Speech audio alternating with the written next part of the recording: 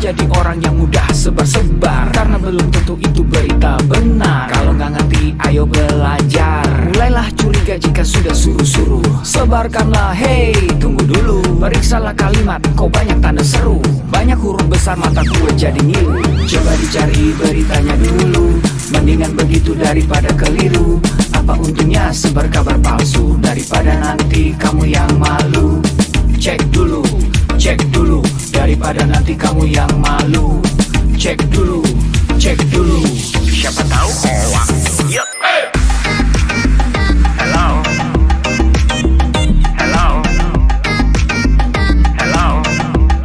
siapa tahu hoax. Yup. Hello,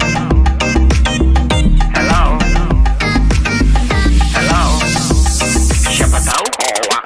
Hoax itu konten yang negatif, tujuannya itu ya provokatif. Paling cocok buat orang yang sensitif. Kalau ke gue ya gak efektif, tapi semua suka yang positif. Misalnya video yang inspiratif, meme yang lucu, itu juga sih positif, kreatif, dan produktif. Coba dicari beritanya dulu, mendingan begitu daripada keliru. Apa untungnya sebar kabar palsu, daripada nanti kamu yang malu. Cek dulu, daripada nanti kamu yang malu. Cek dulu, siapa tahu hoax. Yup. Hello,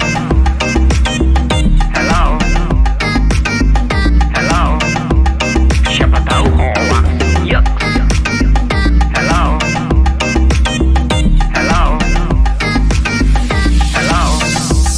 siapa tahu hoax.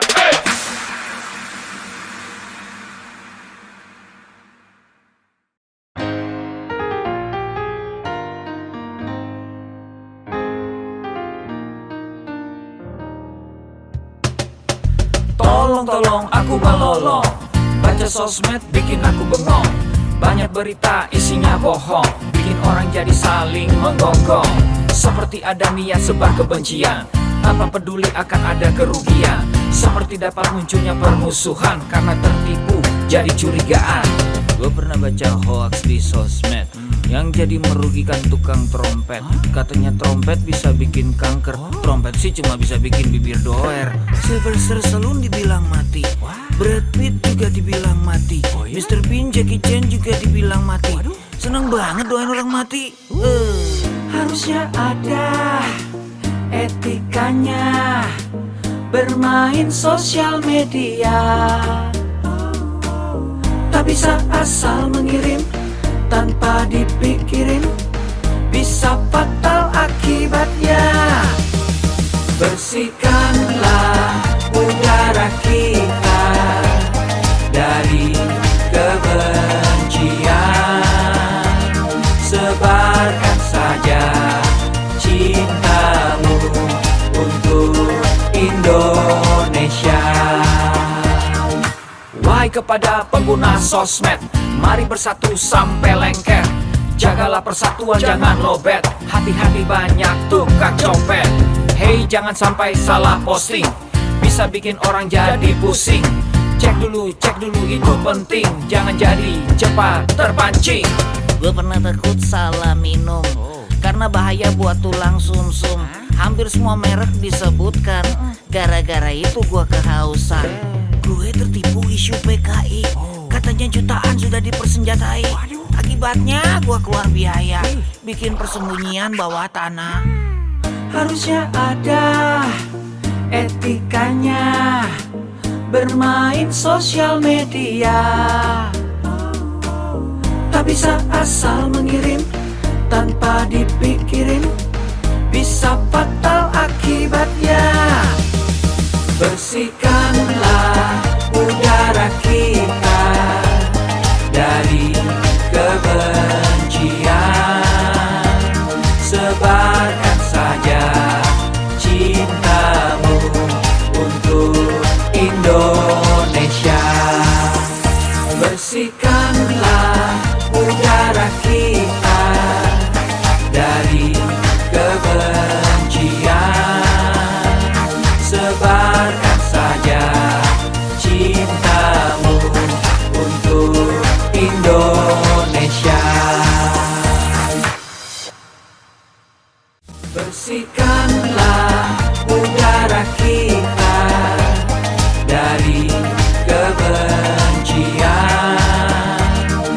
Tebarkan saja cintamu untuk Indonesia.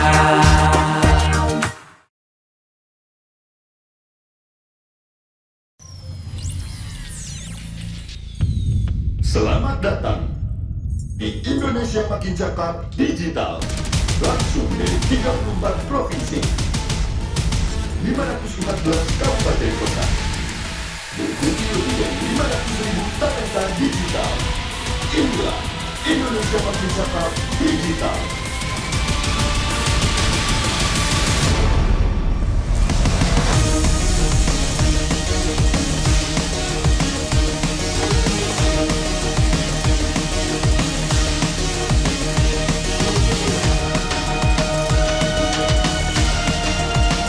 Saya luncurkan program literasi digital nasional hari ini.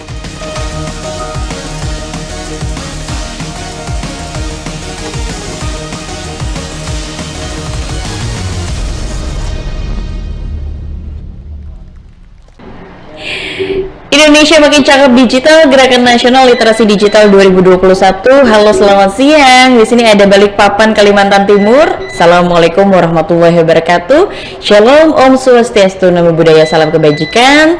Dan senang sekali tentunya saya Seti DJ bisa hadir di hadapan Anda selaku moderator pada hari ini, Kamis 22 Juli 2021, dengan tema besar kita yakni memahami pentingnya literasi digital di era digitalisasi.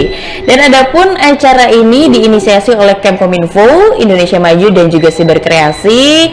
Dan kita mengetahui memang ya teman-teman bahwa kecanggihan teknologi informasi dan komunikasi terus berkembang pesat. Di Indonesia sendiri masyarakatnya banyak memperoleh kemudahan menggunakan internet dan penetrasinya hingga mencapai 73,3%, yang menjadikan Indonesia ini pasar ekonomi digital terbesar se-Asia Tenggara. Dan pada akhirnya melalui fakta ini Presiden Republik Indonesia Bapak Joko Widodo membuat visi terbesarnya di masa kepemimpinan yang kedua, yakni percepatan transformasi digital untuk mencapai digital nation, dan juga programnya yakni pembangunan sumber daya manusia bertalenta digital. Dengan menunjuk Kemkominfo dan juga beberapa stakeholder lainnya yakni GNLD Siberkreasi telah menyusun peta jalan literasi atau roadmapnya hingga mencapai 2024 untuk meningkatkan partisipasi digital masyarakat, mendorong pembangunan ilmu pengetahuan masyarakat di bidang TIK dan juga digital, serta mendorong tingkat kecakapan transformasi digital dalam pemanfaatan teknologi baru. Tentunya ini akan tersebar di 34 provinsi dan juga 514 kota dan kabupaten dengan melibatkan 110 mitra strategis siberkreasi. Baik, selama acara ini berlangsung tentunya ada tata tertib yang harus teman-teman taati. Yang pertama, tetap mematuhi protokol kesehatan. Yang kedua, mematikan mikrofon atau memute-kan, dan jangan lupa untuk tetap menyalakan kamera video Anda, dan tidak diperkenankan coret-coret layar, tidak diperkenankan menyela saat narasumber sedang presentasi, dan hanya boleh bertanya pada sesi tanya jawab atau boleh cantumkan pertanyaan kalian di kolom chat, dan mengerjakan pretest dan juga post-test yang akan berkaitan dengan e-sertifikat yang bisa Anda dapatkan di akhir acara. Dan aplikasi Siberkreasi bisa Anda download di aplikasi App Store dan juga Google Play. Marilah bersama-sama kita menyanyikan lagu kebangsaan Indonesia Raya 3 stansa yang akan diikuti oleh arahan dari Presiden Republik Indonesia Bapak Joko Widodo. Indonesia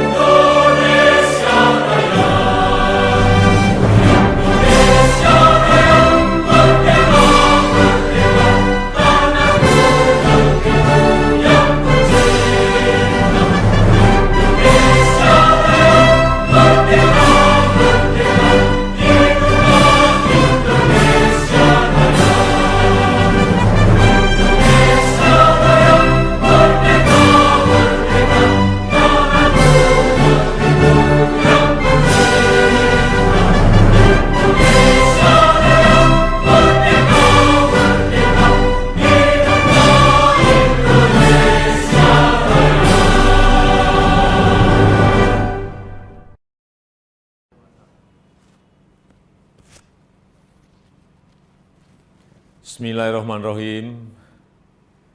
Assalamualaikum warahmatullahi wabarakatuh. Salam sejahtera bagi kita semuanya. Shalom, Om Swastiastu, Namo Buddhaya, salam kebajikan. Yang saya hormati para Menteri Kabinet Indonesia Maju, para Gubernur, Bupati, dan Wali Kota di seluruh tanah air Indonesia, hadirin dan undangan yang berbahagia. Pandemi membuka kesempatan luas bagi kita untuk melakukan transformasi digital secara besar-besaran. Pembangunan infrastruktur digital terus kita percepat. Ekonomi digital, terutama untuk UMKM, terus diperbanyak dan terus ditingkatkan. Pemerintahan digital juga terus diperkuat dan masyarakat disiapkan agar lebih cakap digital. Insya Allah pada akhir tahun 2022, 12.548 desa kelurahan akan terjangkau sinyal 4G. Percepatan 10 tahun lebih maju dari rencana sebelumnya yang selesai pada tahun 2032.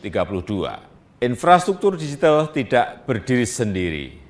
Jadi saat jaringan internetnya telah tersedia, harus diikuti kesiapan pengguna internetnya agar manfaat positif internet dapat dioptimalkan untuk membuat masyarakat semakin cerdas dan produktif.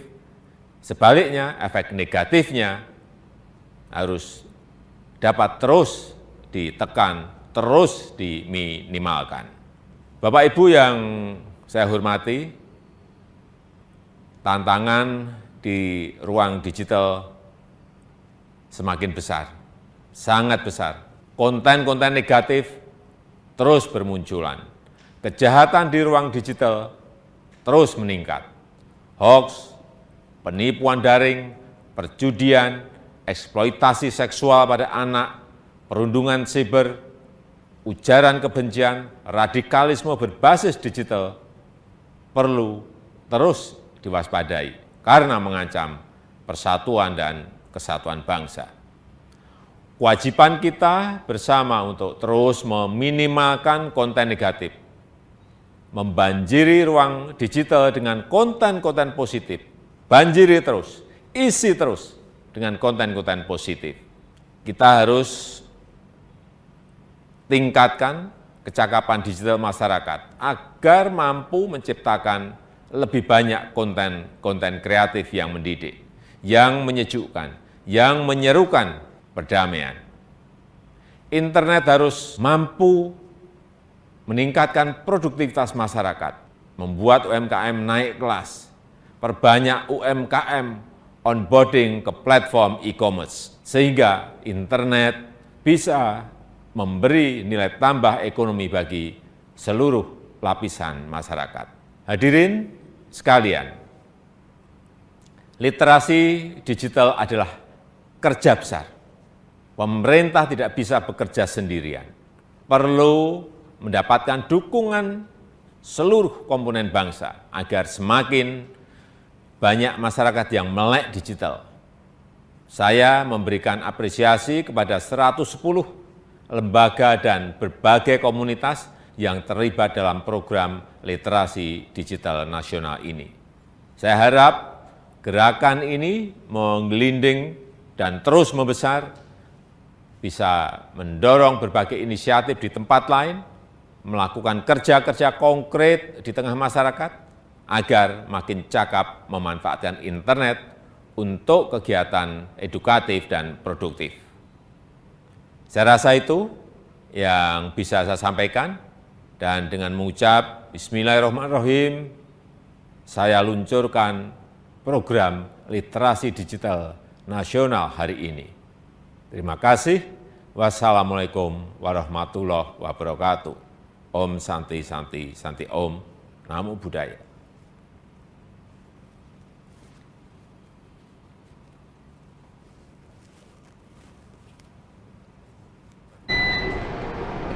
Baiklah teman-teman, tadi kita sudah mendengarkan langsung arahan dari Presiden Republik Indonesia terkait program literasi digital. Sekali lagi memang kita harus cakap digital guna mencapai tentunya Indonesia yang makin cakap digital ya. Baik, dan kita juga akan mendengarkan keynote speech yang akan dibawakan oleh Wali Kota Balikpapan yang terhormat Haji Rahmat Masud SEME. Dipersilahkan. Bismillahirrahmanirrahim. Assalamualaikum warahmatullahi wabarakatuh dan salam sejahtera.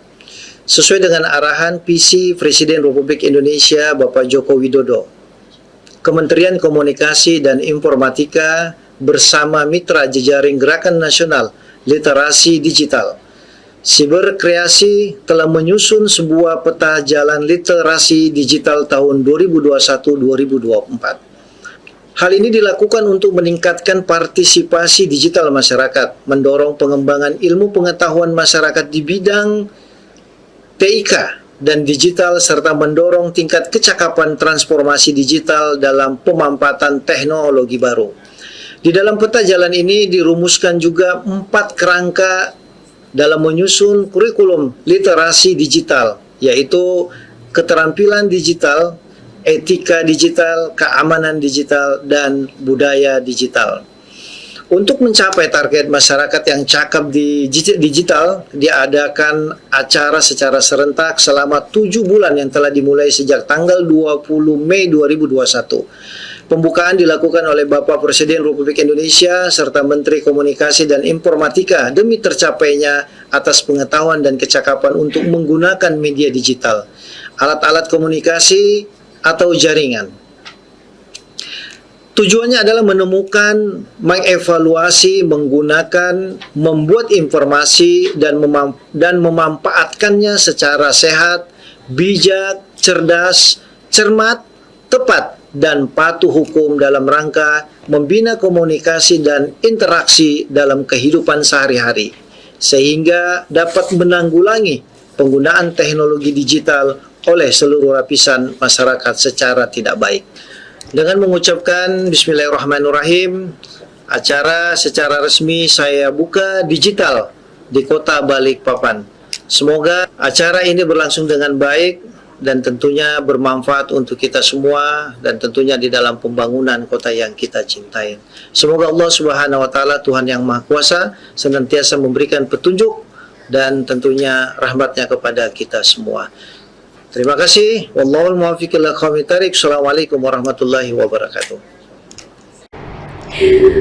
Waalaikumsalam warahmatullahi wabarakatuh. Kami ucapkan terima kasih banyak kepada Wali Kota Balikpapan yang sudah membuka acara webinar ini di siang hari ini. Semoga tentunya menambah semangat untuk kita mengikuti acara webinar ya. Dan teman-teman, marilah bersama-sama kita berdoa memohon untuk kelancaran acara webinar ini dan berdoa juga untuk kondisi Indonesia yang sedang banyak sekali terpapar COVID. Semoga Indonesia kembali pulih. Dan bersama-sama kita akan berdoa dipersilahkan.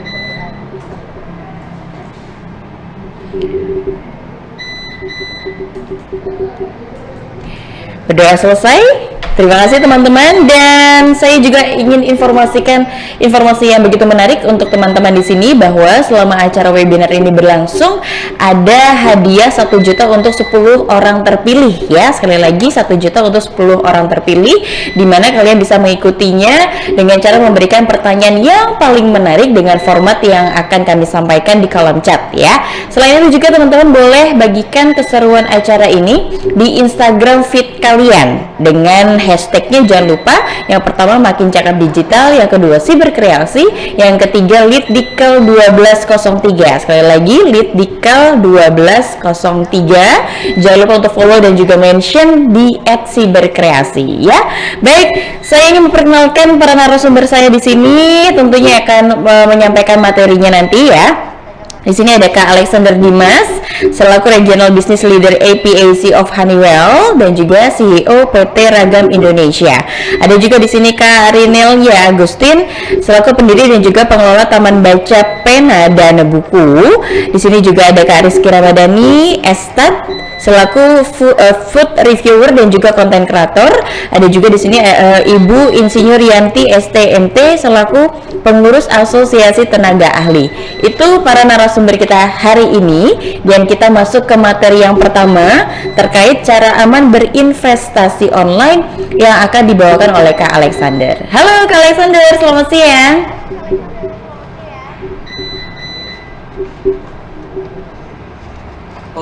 Baik, Kak Alexander di sini tentunya sekali lagi akan menyampaikan cara aman berinvestasi online. Bagaimana, sudah siap dengan materinya, Kak Alexander? Oke, terima kasih. Saya langsung share. Baik, dipersilakan. Share screen ya.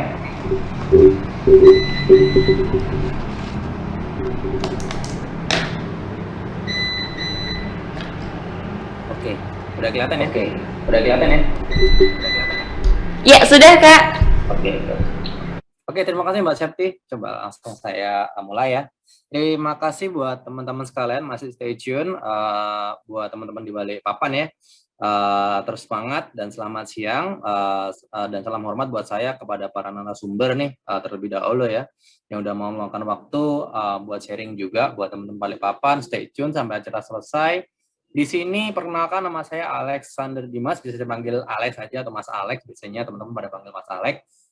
Di sini saya memiliki background sebagai businessman dan entrepreneurship yang memiliki dan yang bekerja di sebuah perusahaan Amerika selama 10 tahun lebih bekerja di perusahaan Amerika, yang akhirnya saya juga punya perusahaan di bidang investasi juga yang mungkin akan relate dengan topik yang akan saya bawakan di siang hari ini mengenai cara aman berinvestasi online.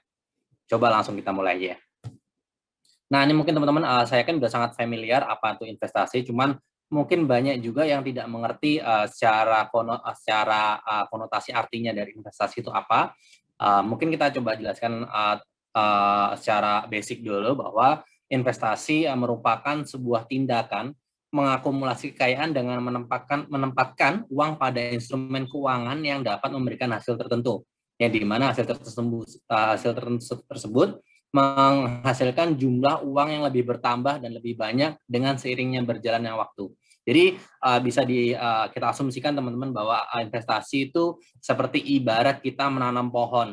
Ketika kita menanamnya lebih gigih dan terus memberikan air untuk bisa bertumbuhnya lebih tinggi lagi, tanaman tersebut akan menjadi lebih tinggi dan besar, dan kita pupuk juga akhirnya bisa menjadi lebih besar, lebih cepat lagi. Nah, bisa diasumsikan bahwa bisa dianalogikan bahwa investasi seperti kita menanam tumbuhan atau tanaman, kalau yang suka bercocok tanam ya, seperti itu.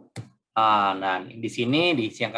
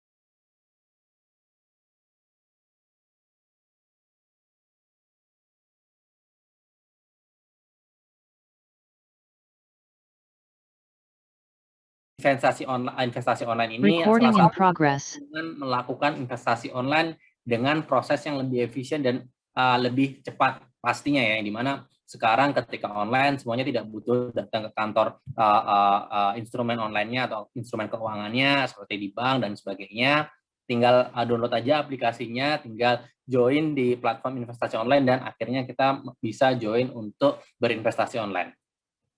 Nah, ini keuntungan investasi online sendiri ada banyak teman-teman, dan kemudian kita simpulkan ada 5 dengan kita dapat mengecek secara berkala investasi yang sudah kita tanamkan melalui aplikasi dan website yang ada tersedia di instrumen investasi tersebut. Jadi sudah tidak perlu lagi kita ngecek atau telepon atau mungkin datang juga di kantor-kantor instrumen investasi yang terdahulu. Sekarang di hari ini kita bisa mengecek investasi online secara berkala dan cepat.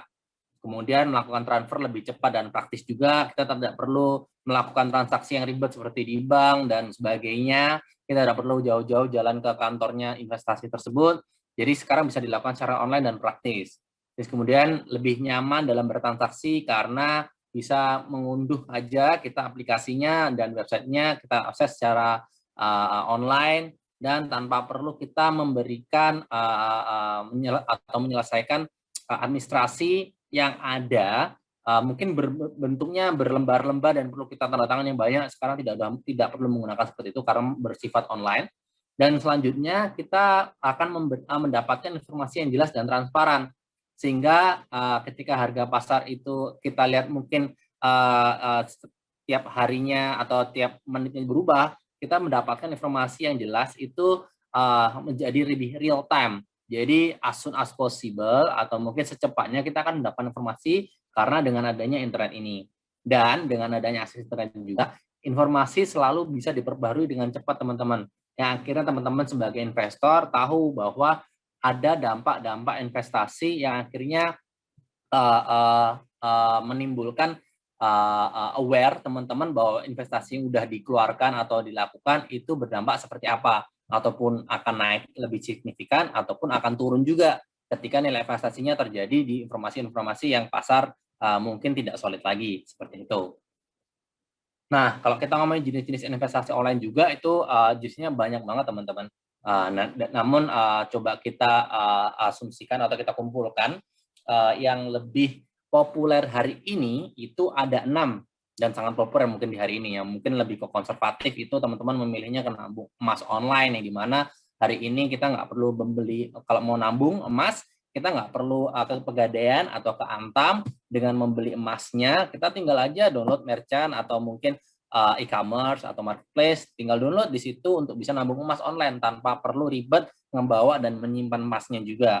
Terus kemudian ada reksadana online, yang dulunya reksadana online itu perlu kita cermati atau perlu kita lihat bagaimana reksadana itu tumbuh, perlu ke kantornya juga seperti di Bareksa atau di kantor-kantor pemerintahan yang menyediakan reksadana, investasi reksadana. Di situ kita tinggal menggunakan reksadana ini berinvestasi secara online teman-teman, yang kita tinggal lihat trennya kenaikannya seperti apa dengan melalui aplikasi dan website. Terus kemudian ada peer-to-peer lending yang mungkin saya rasa teman-teman sudah sangat familiar banget. Peer-to-peer lending itu adalah simpan pinjam teman-teman. Kalau mungkin teman-teman sering dengar berita-berita mengenai pinjol atau pinjaman online, nah di sini juga terindikasi bahwa kejahatan lebih banyak dari instrumen investasi online itu di P2P lending juga. Karena banyak ditemui orang-orang yang melakukan penipuan itu di P2P lending teman-teman. Udah dipinjemin tapi orangnya lari. Ada juga yang mengatasnamakan peminjaman P2P lending tapi ternyata badannya itu palsu. Jadi banyak banget kejadian P2P lending itu mengakibatkan kejahatan. Nah, itu juga kita waspadai teman-teman, di mana P2P lending juga disinyalir rawan akan rentan kejahatan. Maka dari itu penting memilih website dan aplikasi P2P lending yang cocok buat teman-teman dan pastinya aman. Investasi saham, nah ini yang mungkin 2020 dari tahun lalu itu sangat populer, yang dimana saham sendiri ngebantu perusahaan lokal Indonesia untuk menjadi lebih berkembang. Investasi saham bisa kita lihat atau kita tidak perlu lagi membeli saham itu secara offline di Bursa Efek Indonesia, tapi sekarang udah bisa kita lakukan secara online melalui aplikasi dan website. Maka dari itu menjadi lebih mudah dan tidak perlu tuh memiliki administrasi yang susah-susah seperti 10 tahun yang lalu. Mungkin kalau kita mau investasi saham itu sangat susah teman-teman. Kita harus punya modal yang mungkin lebih dari 10 juta dan sebagainya. Hari ini kita dengan modal Rp1.000 juga bisa melakukan investasi saham seperti itu. Nah, kalau kita ngomongin investasi online selanjutnya ada deposito, yang dimana sampai hari ini semua bank konvensional di Indonesia sudah melakukan deposito mungkin secara online. Jadi tidak perlu lagi tuh teman-teman datang untuk nabung atau mungkin investasi deposito ke banknya, tinggal aja download aplikasi banknya tersebut, kita melakukan deposito dan udah cair deh deposito teman-teman. dan bisa disimpan selama beberapa waktu yang kalian inginkan. Nah, selanjutnya ada equity crowdfunding yang mungkin kurang begitu populer dari kelima yang lain. Yang dimana equity crowdfunding itu adalah pengumpulan investasi untuk memiliki sebuah usaha. Yang dimana kita contohkan untuk memiliki supermarket, teman-teman masih kepikiran, aku pengen deh punya supermarket, tapi modalku paling cuma 1 juta, bagaimana punya supermarket? Ya udah, join aja equity crowdfunding. Yang dimana teman bisa memiliki sebuah usaha, sebuah aset yang produktif, bisa menghasilkan uang juga, bisa menghasilkan cuan, dengan kepemilikannya mungkin nilainya cuma ya kecil lah dari total harus memilikinya. Contoh kalau memiliki supermarket harus ratusan juta, kita dengan modal 100.000 aja udah bisa memilikinya. Cuma persentasenya paling pro rate aja. Mungkin memiliki 0, sekian persen seperti itu. Yang dimana nanti bagi hasilnya juga ketika supermarket tersebut untung akan mendapatkan sekian persen juga yang sama dengan teman-teman udah investasi supermarketnya. Begitu contohnya dari saya, ada jenis investasi online yang dari 3 tahun ini sangat booming dan bisa dicek juga teman-teman mana yang cocok buat teman-teman dan bisa long rate, dalam arti kata bisa melakukan investasi online itu dalam jangka panjang juga. Nah, di sini ada cara tips investasi online yang aman. Kalau saya sudah share beberapa jenis-jenis investasi online-nya, di sini saya juga akan share bagaimana sih berinvestasi online yang aman dan nyaman ya. Di mana investasi online tetap memiliki resiko, salah satunya mengenai keamanan data maupun penipuan instrumen. Nah, ini tadi sudah saya sebutkan, penipuan instrumen. Jadi teman-teman juga harus waspada. Banyak instrumen-instrumen atau aplikasi-aplikasi dan website itu semuanya hoax atau mungkin semuanya palsu dan semuanya berkedok penipuan. Jadi teman-teman juga harus waspada. Dan yang kedua ini mengenai keamanan data, coba nanti kita bahas lebih dalam lagi. Yang dimana di sini tipsnya yang pertama, mengecek keamanan platform investasi online dan gadget teman-teman sebelum melakukan investasi online itu sendiri atau melakukan install aplikasi dan websitenya di HP teman-teman. Maka dari itu, atau di gadget juga ya. Maka dari itu perlu kita memasang anti spyware atau firewall. Dan juga kalau bisa diinstal tuh antivirus untuk mencegah pencurian password dan data teman-teman. Yang dimana dengan begitu kita menjadi lebih aman teman-teman. Jadi banyak teman-teman, saya yakin ketika melakukan investasi online jarang tuh melakukan menginstal atau memiliki antivirus juga di gadget-gadgetnya. Maka dari itu penting selagi kita melihat investasi keamanan dari platform investasinya juga aman, tapi juga gadget kita juga harus aman juga teman-teman. Yang kedua, memilih platform online terpercaya. Ini ketika platformnya terpercaya, udah diawasi dan terdaftar di OJK, itu salah satu kunci teman-teman. Mungkin juga ada tadi teman-teman yang bertanya mengarah ke Bapekti dan kawan-kawan, saya tidak begitu concern ke Bapekti karena berkesinambungan dengan perindustrian atau perdagangan. Kalau saya sih lebih condongnya ke OJK aja, karena platform OJK kan condong untuk investasi online, jadi semuanya harus terdaftar OJK dan diawasi juga oleh OJK karena terkait dengan keuangan, bisnis keuangan teman-teman. Maka dari itu yang ketiga, mewaspadai penipuan online itu sendiri, yang dimana dengan menjaga kerahasiaan username, password, dan security PIN serta data pribadinya. Perlu kita ketahui ketika platformnya itu udah aman, kita juga seperti saya bilang tadi, gadgetnya juga harus lebih aman teman-teman. Harus diinstal beberapa anti spyware, firewall, dan antivirus juga. Terus kemudian menentukan tujuan, ini penting juga teman-teman. Menentukan tujuan keuangan sebelum melakukan investasi. Misal, teman-teman ingin melakukan investasi untuk dana pensiun, untuk dana pendidikan, sekolah S1 atau S2, itu juga bisa teman-teman. Ini dimana selama 4 tahun mungkin dananya yang kita investasikan udah bertambah berapa? Mungkin 20%, 50%, atau 100% dari dana yang awal yang kalian teman-teman investasikan. Jadi penting untuk menentukan tujuannya teman-teman. Terus yang selanjutnya memahami resiko profil di setiap jenis investasi online yang diinginkan. Yang dimana banyak terjadi teman-teman yang mungkin cenderung ikut-ikutan itu tidak memahami resiko dari setiap instrumen yang kalian pilih untuk investasi online. Maka dari itu penting untuk mengerti profil resiko seperti nabung emas tuh resikonya seperti apa sih? Reksadana resikonya seperti apa, saham itu resikonya gimana. Penting untuk memahami setiap resiko sebelum kita masuk di investasi online tersebut. Kemudian ini yang paling penting teman-teman, saya yakin semua investor pasti melakukan, investor hebat ya di dunia, bahkan di Indonesia juga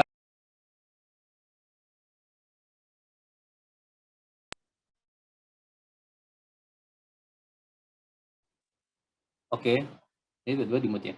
Oke, udah nyalain ya. Oke, ini ada banyak banget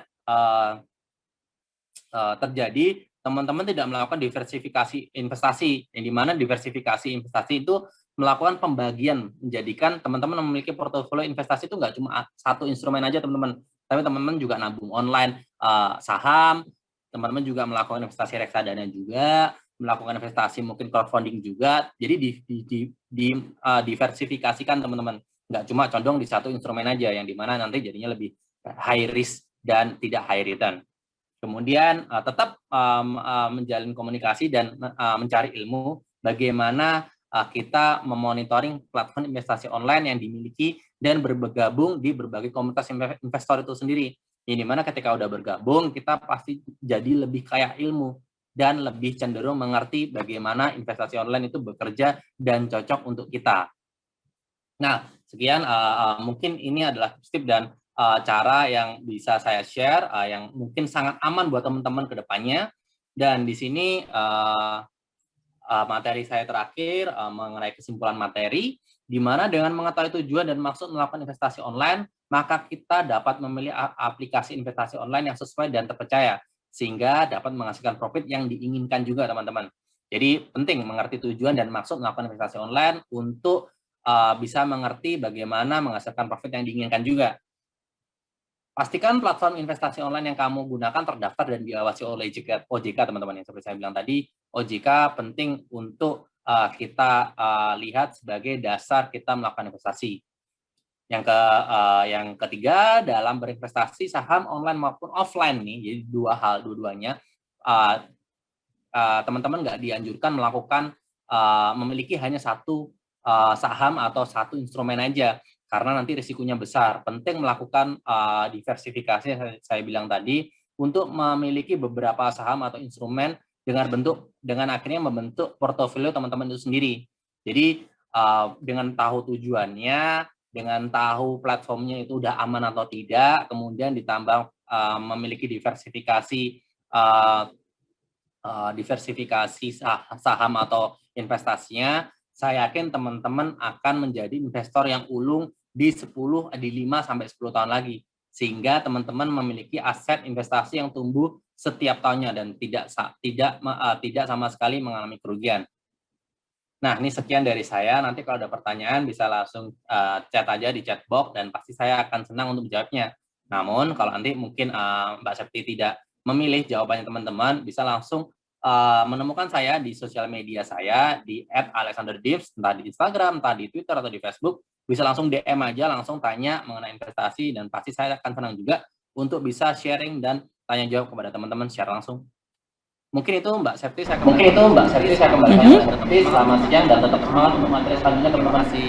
Terima kasih. Terima kasih Kak Alexander sudah presentasi tadi terkait cara berinvestasi online. Tetap bersama kami ya, Mas Alexander ya di sini, karena nanti akan ada pertanyaan untuk Kakak. Mungkin nanti selesai seluruhnya diberikan materi oleh narasumber begitu ya.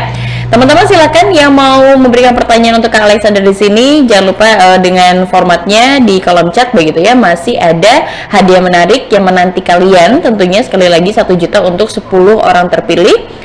Dan juga kalian bisa mengikuti keseruan Instagram tentunya ya, bagikan keseruan acara ini di Instagram feed. Tentunya jangan lupa juga dengan hashtag-hashtagnya follow dan mention @siberkreasi. Baik, kita masuk ke materi selanjutnya di sini terkait mengenal lebih jauh cara menyuarakan pendapat di dunia digital yang akan dibawakan oleh Kak Rinelia Agustin. Kak Rinelia, saya sapa dulu, bagaimana kabarnya?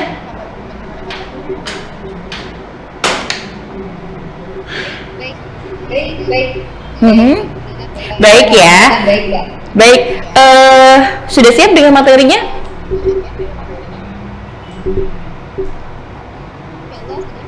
Ya Allah sudah Mbak. Jadi saya sharekan ya berarti ya.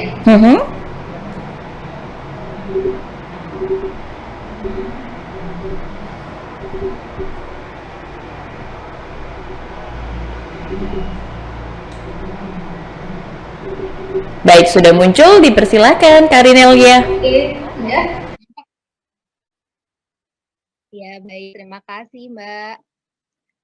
Oke, bismillahirrahmanirrahim. Assalamualaikum warahmatullahi wabarakatuh. Selamat siang teman-teman semua. Semoga teman-teman dalam keadaan sehat walafiat dan bagi teman-teman yang sedang kondisinya tidak enak badan gitu atau lagi isoman terus kemudian mengikuti ini semoga semuanya menjadi lekas sembuh, lekas sehat kembali ya.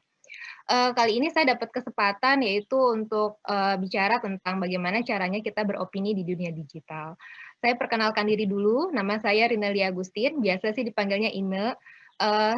Saya adalah pendiri pengelola TBM Pena dan Buku Balikpapan, sudah 5 tahun, ada di Pasar Kelandasan Balikpapan. Saya juga aktif menjadi pengajar di kelas kecil yang diadakan oleh Yayasan Teman Kita, dan juga kemarin menjadi guru mengajar non-fiksi oleh Dinas Perpustakaan Kota Balikpapan. Ya, bisa dibilang ya cukup aktif dalam tulisan di Kompasiana di Kaltim Pos. Kalau misalkan teman-teman berkenan bisa follow Instagramnya Pena dan Buku. Itu adalah TBM yang kami dirikan di Pasar Kelandasan Balikpapan.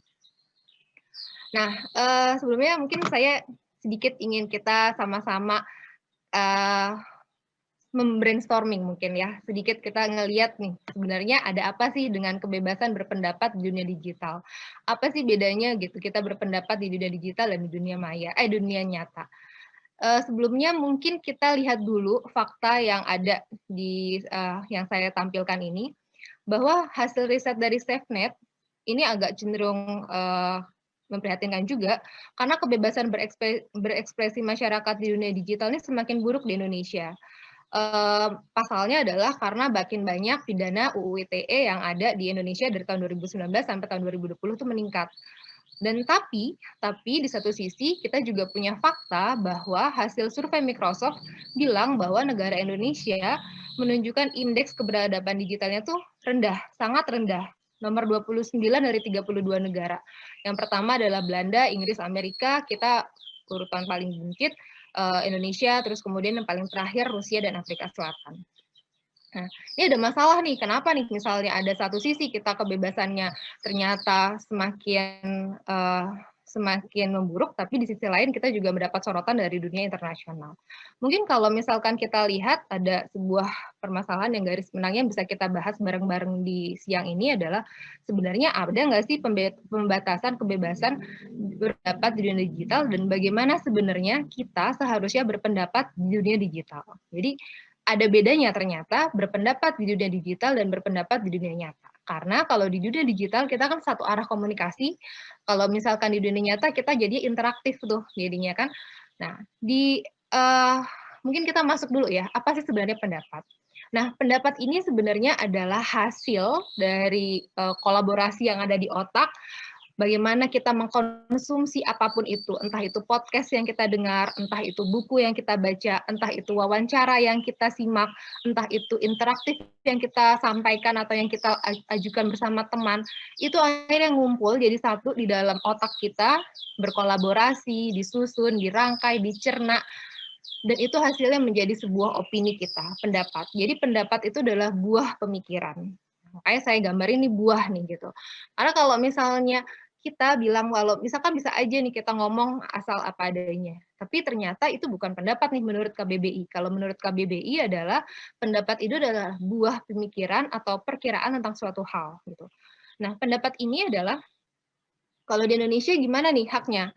Kalau di Indonesia sendiri, hak kebebasan berpendapat sudah diatur di Undang-Undang Dasar 1945 di pasal 28. Tapi, nah, ada tapinya juga, di pasal 28 juga ada pembatasannya, bahwa pembatasan pada pertimbangan agama, keamanan, ketertiban umum, dan suatu masyarakat yang demokratis itu menjadi batas kita melakukan bisa kebebasan berpendapat. Terus juga kalau kita berpendapat, kita juga harus memperhatikan nilai-nilai agama, kesusilaan, ketertiban, kepentingan umum, dan keutuhan negara. Jadi dalam konteksnya ini bahwa boleh berpendapat, tapi ada batasnya yang diatur oleh Undang-Undang Dasar 1945 di Indonesia. Saya nggak tahu kalau di negara lain soalnya. Dan juga ada Undang-Undang ITE yang sekarang mengatur bagaimana kita melakukan ekspresi kita atau opini kita atau tulisan kita di dunia digital. Nah, Undang-Undang ITE tidak saya bahas lebih lanjut karena banyak sekali pembahasannya dan juga banyak sekali yang masih harus tapi saya hanya fokus bagaimana caranya kita bisa bersuara atau berpendapat di dunia digital mungkin juga dengan aman ya, dengan aman. Nah, di dunia digital sendiri, kalau misalkan ini lahir nih di dunia digital, ini adalah sebagai ruang alternatif bagi kita semua yang biasanya tidak punya kanal untuk Jadi dulu untuk kita menyuarakan pendapat, kita biasanya tulis di koran. Nah, kolom koran tuh ya seberapa sih gitu.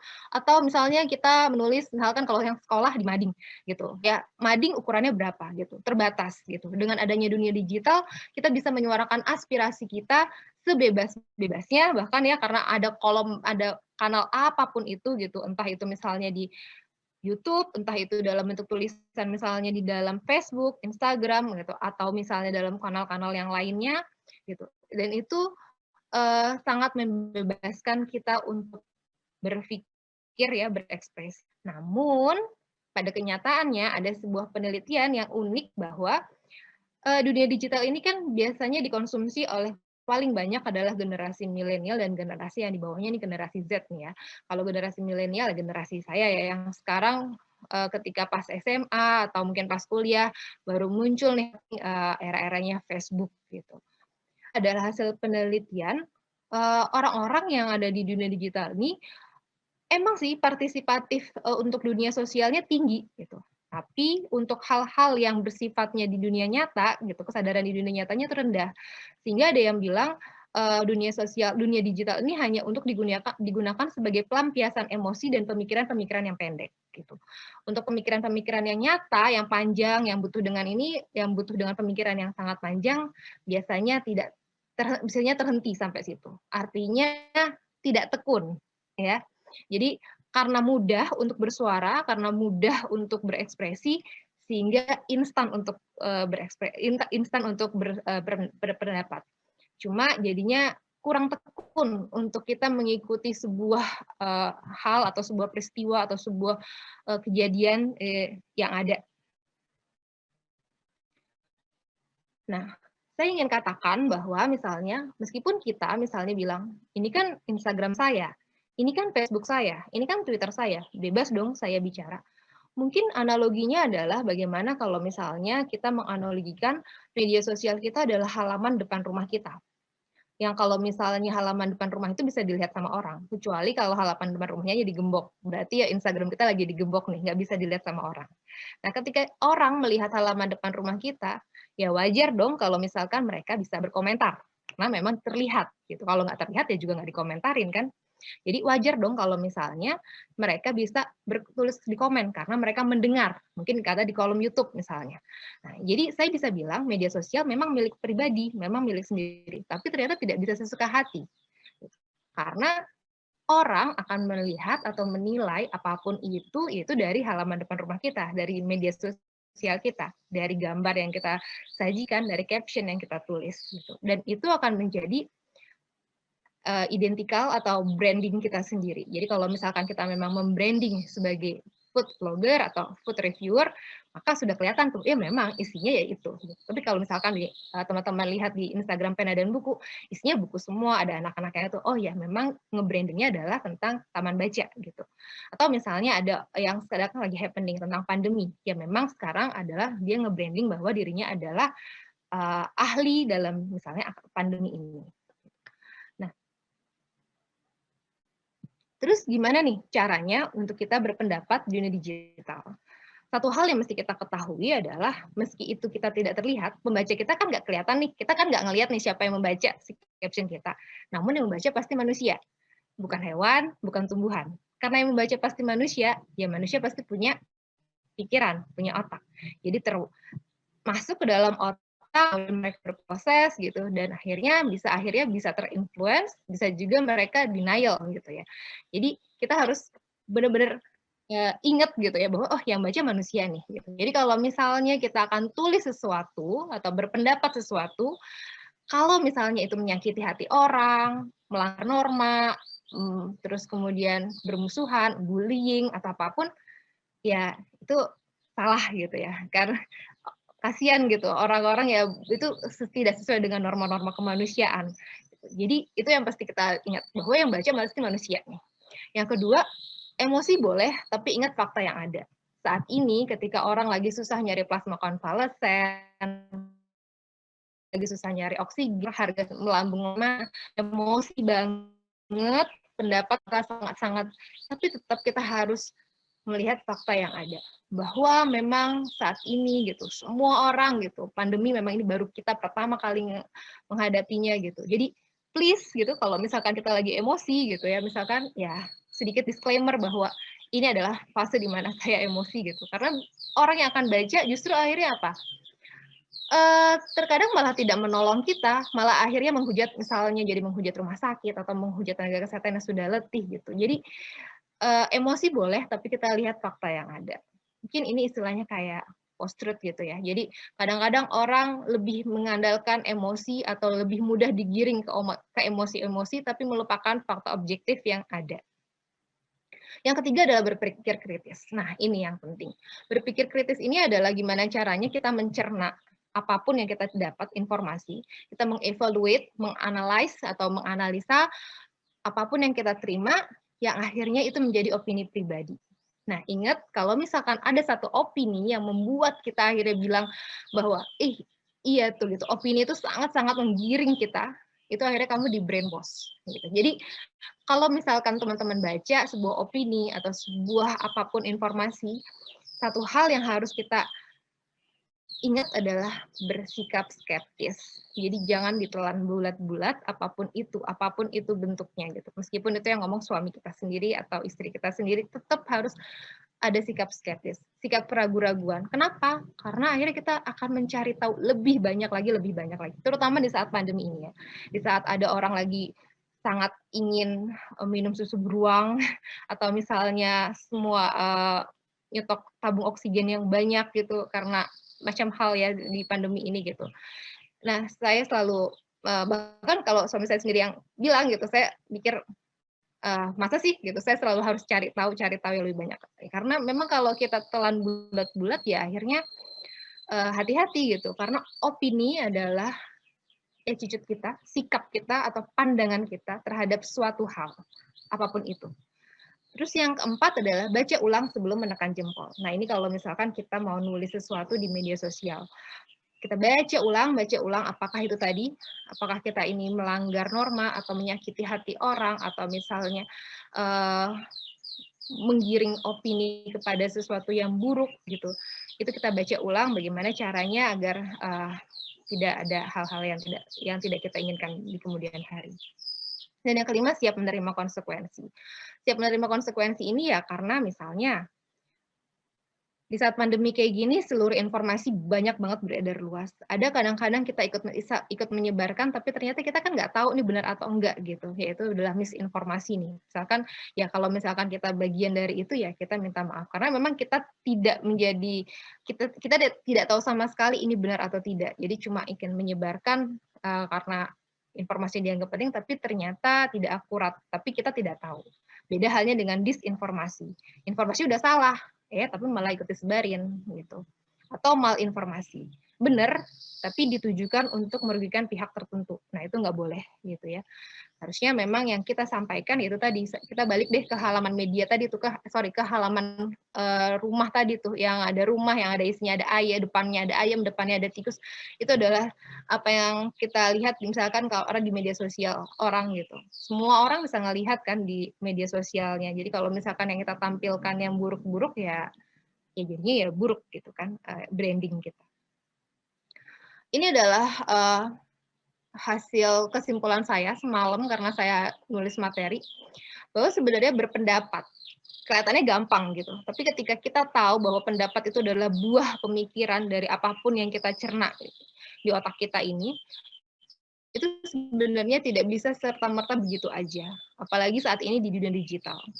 Budaya berpendapat itu adalah dibangun dari rumah, dari ketika orang tua kita mau mendengarkan apa yang kita omongkan, dari apa yang kita mau mendengar apa yang orang tua kita omongkan, dari sebuah masalah-masalah kecil di rumah yang kemudian dibicarakan secara terbuka. Nah, itu adalah mulai dari situ. Jadi makanya saya bilang adalah bahwa berawal dari rumah, bagaimana membangun budaya mendengar dan bercerita sejak dini. Paling awal ketika kita belum bisa bersuara, kita menyimak gitu kan. Kalau masih kecil ya kita menyimak.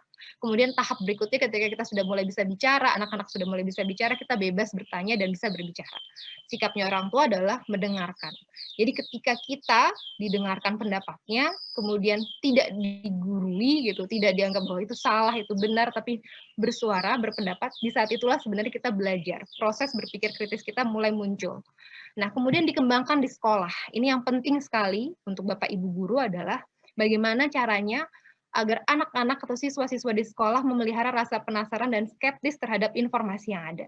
Bahwa misalnya sekarang ada buku bahwa Indonesia tidak dijajah 350 tahun, itu adalah pemikiran yang baru dan bukan masalah misalkan benar atau tidak, baca dulu bukunya gitu. Jadi alangkah baiknya memang perpustakaan di sekolah itu tidak diisi oleh buku-buku pelajaran, tapi memang buku-buku informasi atau buku-buku cerita atau kisah yang memang membuat anak-anak itu terstruktur pola pemikirannya.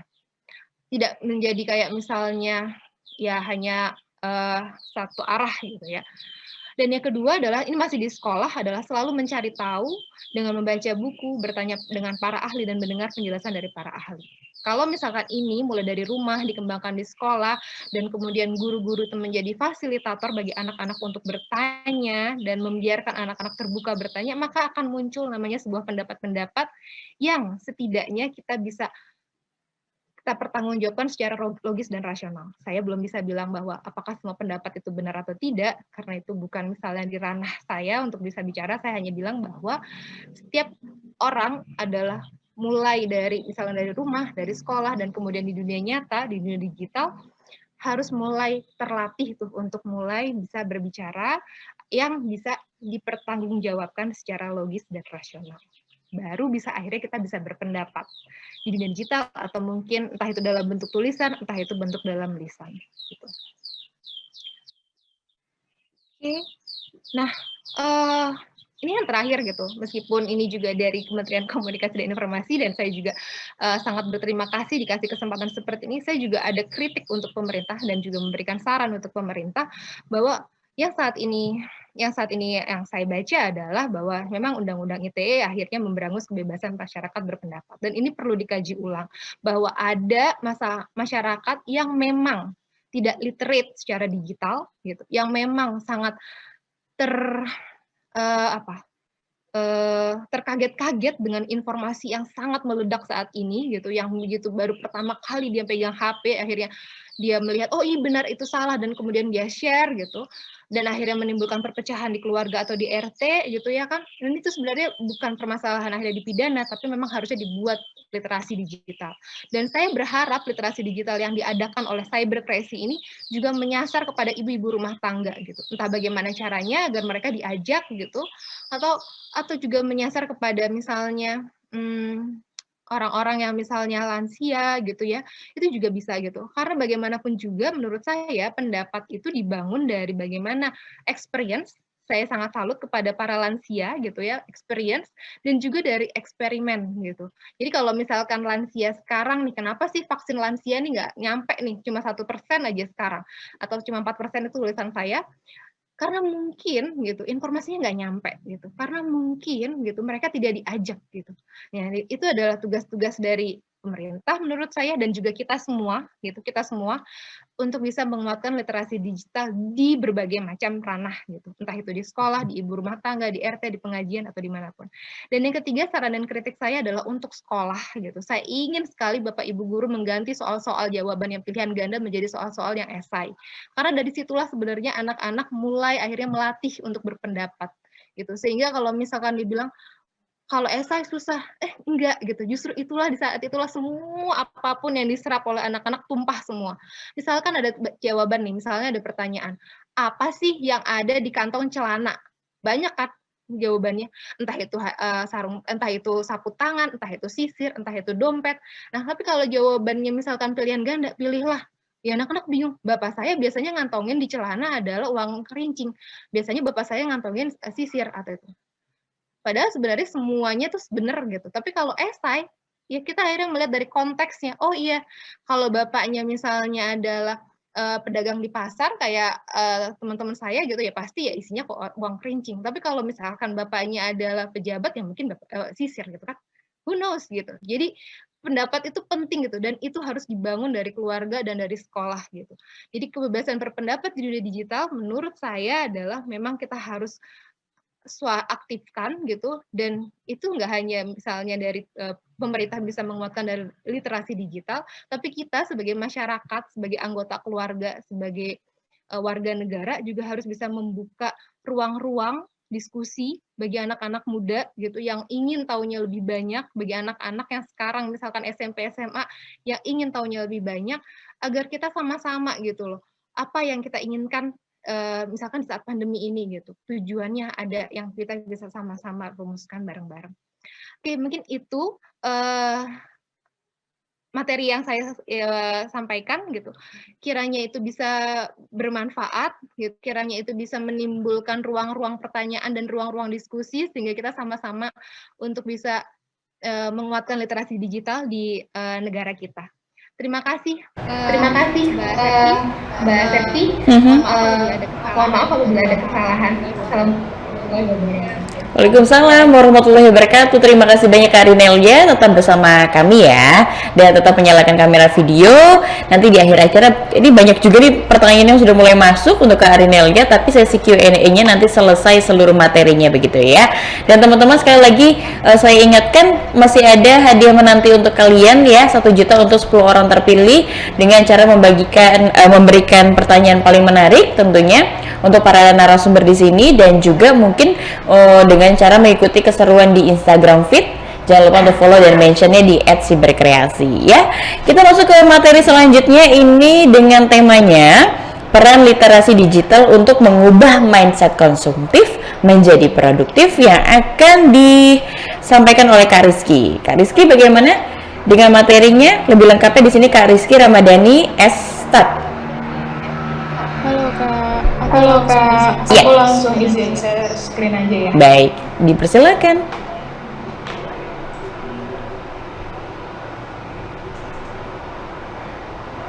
Oke, assalamualaikum warahmatullahi wabarakatuh. Selamat siang semuanya. Kenalin di sini aku Danis. Kita sharing-sharing aja ya tentang peran literasi digital untuk merubah mindset konsumtif menjadi lebih produktif. Nah, ini Instagram aku sama TikTok aku.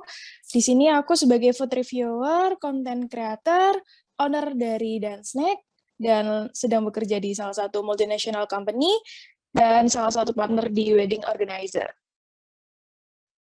Nah, kita tahu sendiri ya sekarang itu 89% dari penduduk Indonesia sudah menggunakan smartphone.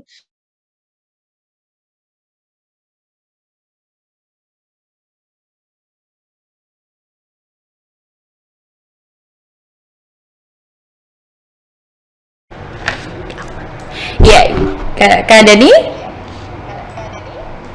Sepertinya ada gangguan koneksi ya dari Kak Dani ya.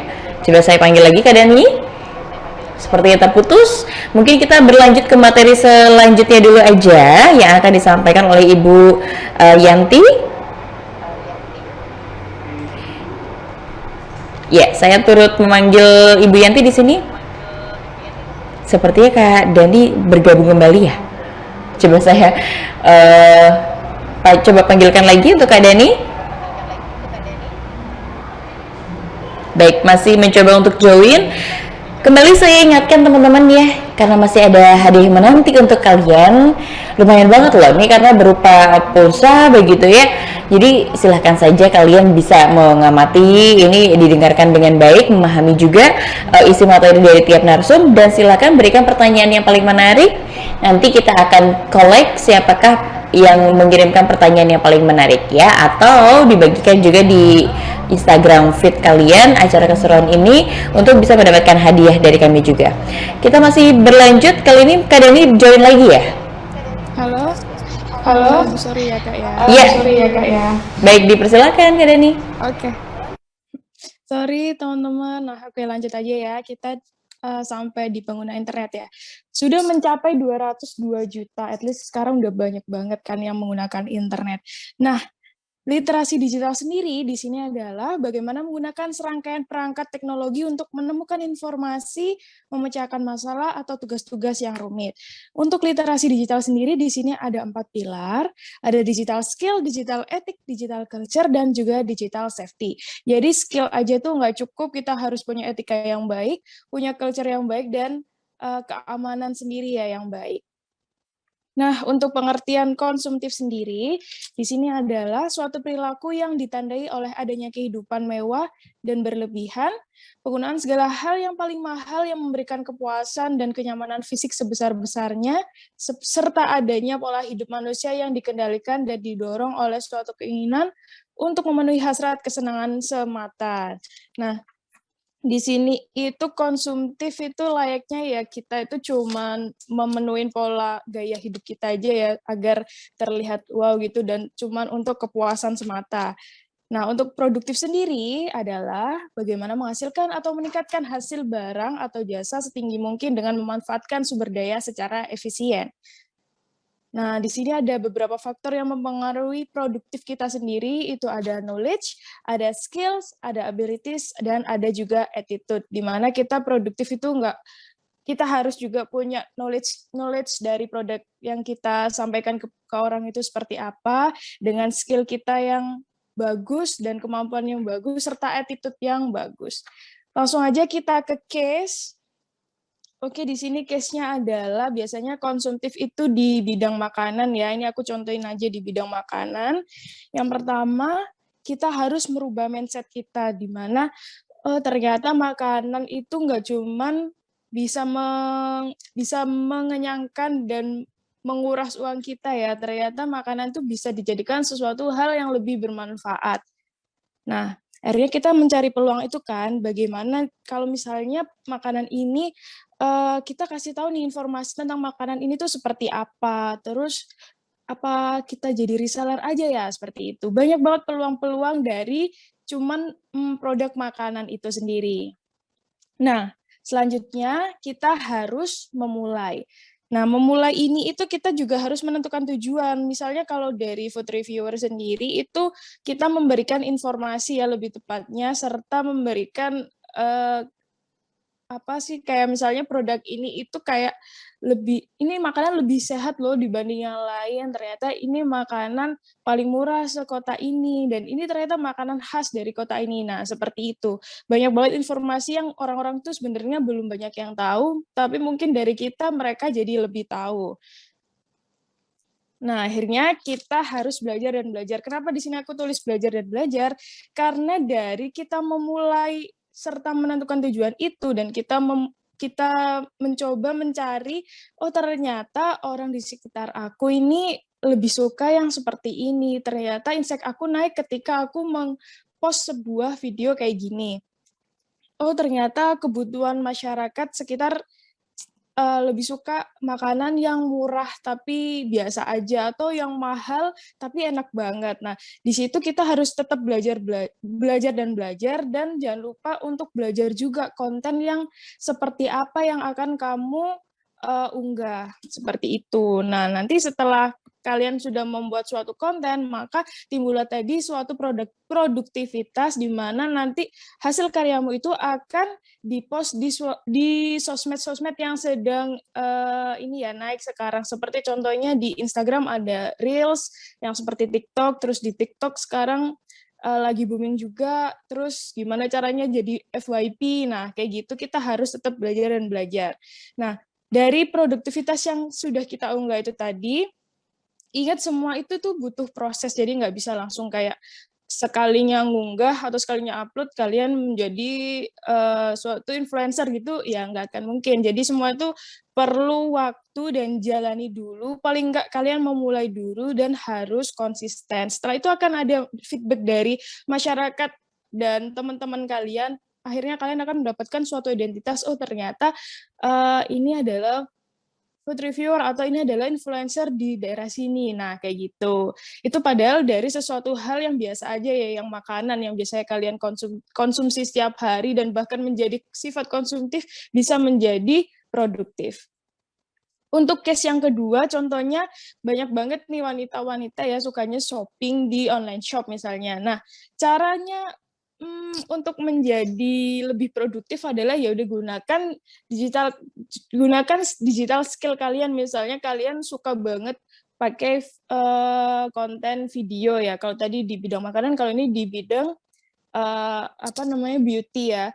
Nah, di sini kalian juga bisa menginfokan barang-barang yang kalian belanjakan. Di Shopee sekarang juga ada namanya Shopee Affiliates, itu lagi booming banget. Jadi kita cuman nge-post suatu produk di story, nanti bisa di swipe up dan nanti akan cuan gitu loh. Akan mendapatkan salary juga dari Shopee. Nah, itu kan sangat menarik banget, padahal itu kita beli aja kepengen terus kasih tahu, itu bahkan bisa menjadi sesuatu yang bermanfaat buat orang.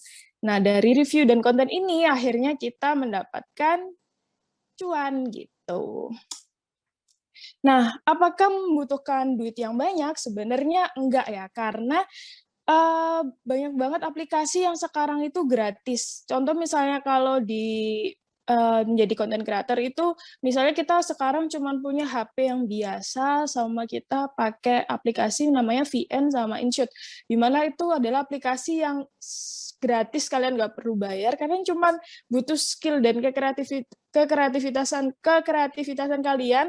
Misalnya dari sudut ini kalian bisa mendapatkan foto yang bagus atau video yang bagus, nanti bisa gabung-gabungkan, terus dikasih musik, dikasih record, dikasih kayak misalnya suara kita. Dan itu banyak banget skillnya, akhirnya menjadikan suatu video kalian yang lebih menarik gitu kan. Jadi gak perlu duit yang mahal, untuk kali ini kalian pakai apa yang kalian punya aja itu sebenarnya udah bisa, tinggal mengasah skill kalian. Nah, bahkan kalau misalnya kalau orang-orang sekarang bilangnya, HP kentang nih nggak bisa. Nah, justru dari HP kentang itu, apabila kalian mempresentasikan sebuah produk yang bagus, sebuah video yang bagus, itu akan mendapatkan nilai yang plus gitu dari orang-orang. Oh, ternyata bisa ya gitu. Jadi pesannya dari aku di sini, apa yang kalian suka dan misalnya kalian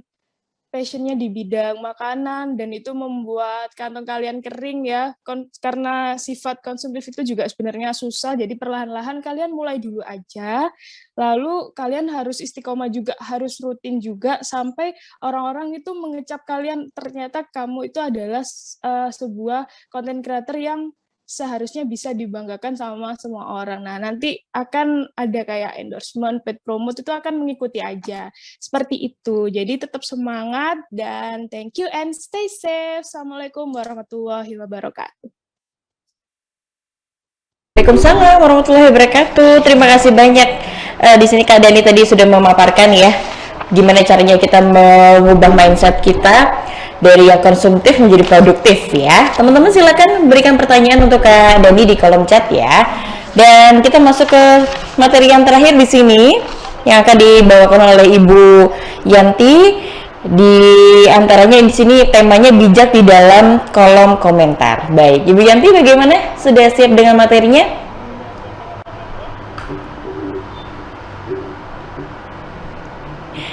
Ya, dipersilakan Ibu Yanti. Assalamualaikum warahmatullahi wabarakatuh. Waalaikumsalam warahmatullahi wabarakatuh. Untuk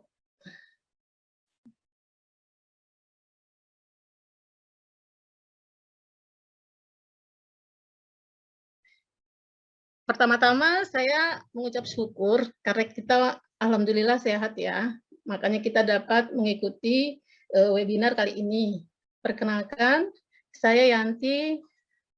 Saya saat ini sedang mengikuti program studi dokter teknik sipil di Universitas Tarumanegara. Saya saat ini pengurus salah satu asosiasi tenaga ahli konstruksi di Balikpapan. Untuk judul kali ini, kita harus bijak di kolom komentar. Ini berkaitan dengan digital etik atau attitude kita di dalam bermedsos. Di sini adalah contoh-contoh yang saya sebutkan, yang saya tandakan ini adalah untuk komentar kita, yang mana komentar kita ini akan mempengaruhi daripada komen orang lain juga, terutama ketika komentar kita itu mengandung beberapa, di sini mungkin ada 5 ya. Pertama adalah di sini adalah komentar yang body shaming. Body shaming ini adalah merupakan bentuk tindakan untuk mengejek atau menghina seputaran fisik. Jadi ketika kita berkomentar tentang fisik, itu sangat merugikan orang lain, dan orang lain itu ketika mereka tidak terima, kita dapat mendapat melanggar undang-undang ITE, dan kita dapat ditindak pidana oleh yang bersangkutan.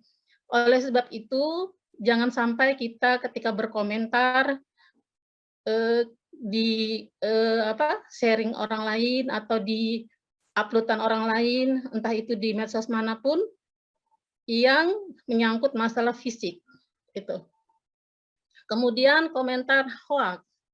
Komentar hoax ini juga akan berakibat fatal bagi kita ketika kita berkomentar. Berkomentar itu tidak benar, kemudian yang bersangkutan pun tidak terima. Kita akan maksimal akan dipenjara dan akan dikenakan denda. Demikian. Jadi kepada teman-teman, kepada adik-adik sekalian, ketika kita berkomentar, jangan sampai menyinggung perasaan orang lain dan juga yang bersifat hoax. Kemudian yang ketiga adalah di sini komentar ancaman ya. Jadi ketika kita berkomentar mengancam seseorang, kita pun akan mendapat di sini akan mendapat ancaman yang ditujukan kepada kita, dan kemudian kita juga akan bisa dipenjara dan dipidana. Di sini adalah maksimal 750 juta. Untuk itu komentar kita haruslah dengan bijak.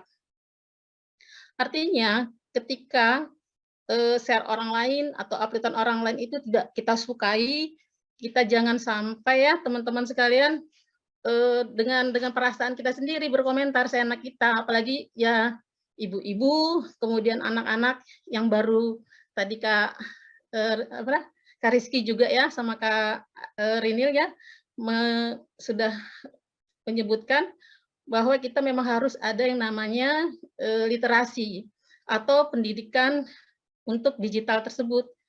Walaupun kuota dan HP adalah milik kita, namun akan berakibat fatal bagi kita. Misalkan yang ketiga ini kita lontarkan di kolom komentar, maka bukan hanya kita mendapatkan hukuman pidana, tapi juga kita kadang dibully ya, dibully sama komentar-komentar lainnya, netizen lainnya, dan follower lainnya ya. Lalu juga kita juga bisa jadi musuh. Kemudian akun-akun kita itu kadang dihacker. Nah seperti itu, banyak teman-teman yang kena hacker karena komentar-komentar yang tidak bijak. Kemudian di sini ada komentar yang kesusilaan ya. Kesusilaan ini termasuk juga misalkan komentar itu membodohin orang itu bodoh misalkan. Mereka belum tentu bodoh di dalam mengupload sebuah konten misalkan. Tetapi kita yang harus bijak dalam hal berkomentar seperti itu. Kemudian di sini pun kita diatur sudah ya, akan ditindak pidana juga dengan pasal dan undang-undang yang sudah jelas. Kemudian ini adalah contoh ya, misalkan kita melihat sesuatu, sedangkan kita saja kalau berkomentar yang baik pun, belum tentu kita mendapat yang namanya apresiasi yang baik. Karena komentar kita, misalkan ya komentarnya ini contoh nih. Contoh ini adalah komentar ini, di sini aja komentar kita yang bagus, di sini kadang-kala kita juga di komentari yang nggak bagus gitu kan. Tetapi kita menanggapinya jangan sampai menjadikan terpancing ya, sehingga kita nanti membalas dengan yang tidak baik, kita balas dengan baik juga. Misalkan mereka ngomongin sembarangan, kita doakan mereka dengan yang baik-baik. Seperti itu.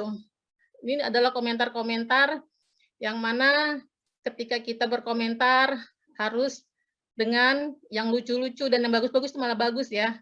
Jadi bukan menyinggung perasaan dan juga bukan yang berhubungan dengan hoak, kemudian kesusilaan. Kemudian di sini ada juga komentar yang mengandung sara ya.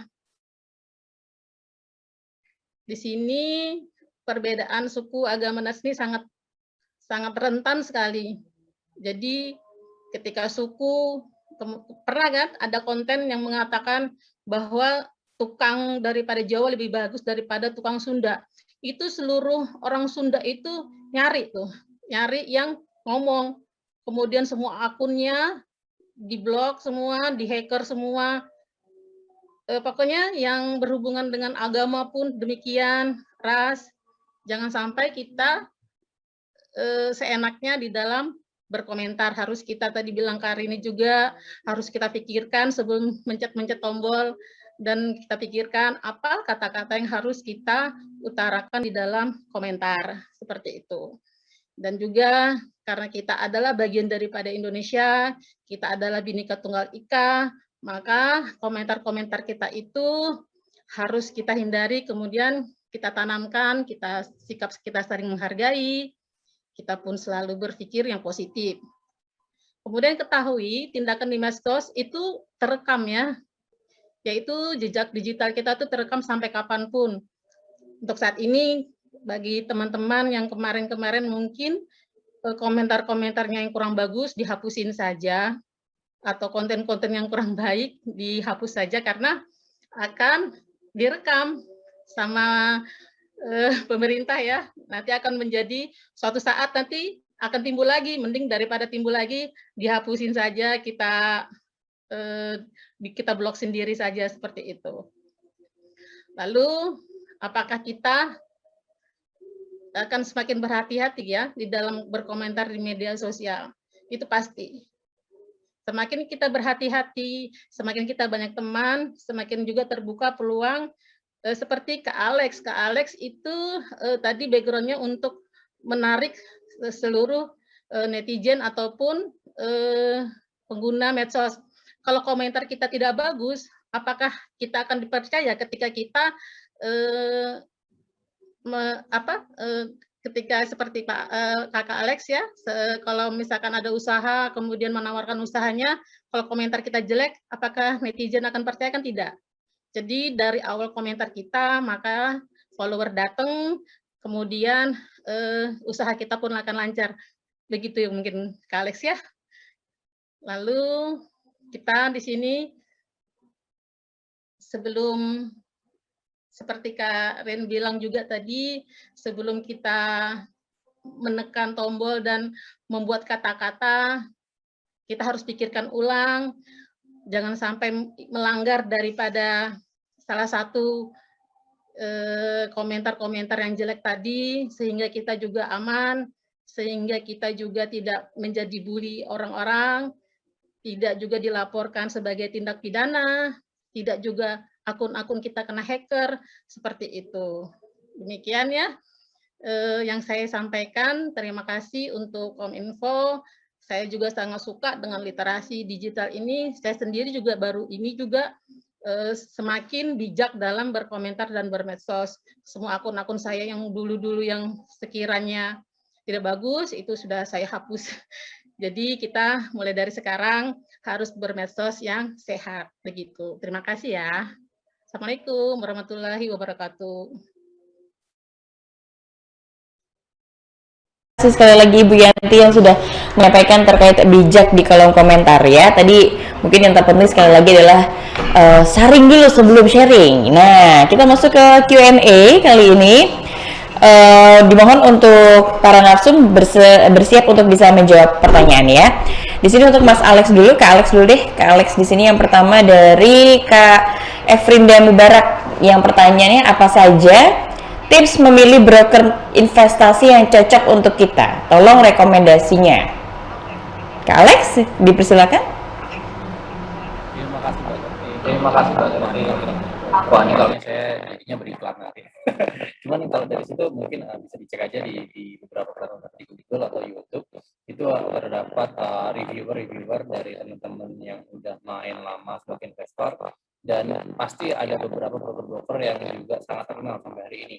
Maka itu kalau saya mengiklankan kayaknya kurang baik juga. Mending secara objektif saya sarankan yang bisa sekali lagi yang bisa terdaftar dan diawasi OJK. Yang pertama, yang kedua memiliki platform secara digital dalam bentuk aplikasi atau website yang bisa diakses dan mudah, dan broker tersebut bisa diakses dengan mudah. Dan ketiga, memiliki track record yang solid dan lama, tentunya bisa menghasilkan para investor baru, dan dia sudah memiliki beberapa juta investor mungkin dan sebagainya. Jadi saya nggak bisa rekomend satu broker, mungkin nanti bisa chat aja di atau di DM Instagram aja, mungkin saya akan beberapa share menjadi referensi. Cuman kalau menentukan satu broker yang baik bisa dicek sesuai 3 step yang saya kasih tadi.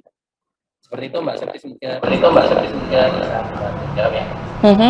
Mudah-mudahan bisa menjawab pertanyaan dari Kak Evrinda begitu ya. Sekali lagi mungkin yang bisa ditekankan adalah bahwa diperiksa dulu track recordnya, profilingnya dari broker tersebut, dan juga mungkin yang diawasi oleh OJK. Nah, kita beranjak ke pertanyaan selanjutnya di sini untuk Kak Rinelia dari Kak Opan. Pertanyaannya adalah bagaimana caranya supaya anak tidak terlalu fokus atau kecanduan terhadap gadget supaya hubungan sosialnya baik.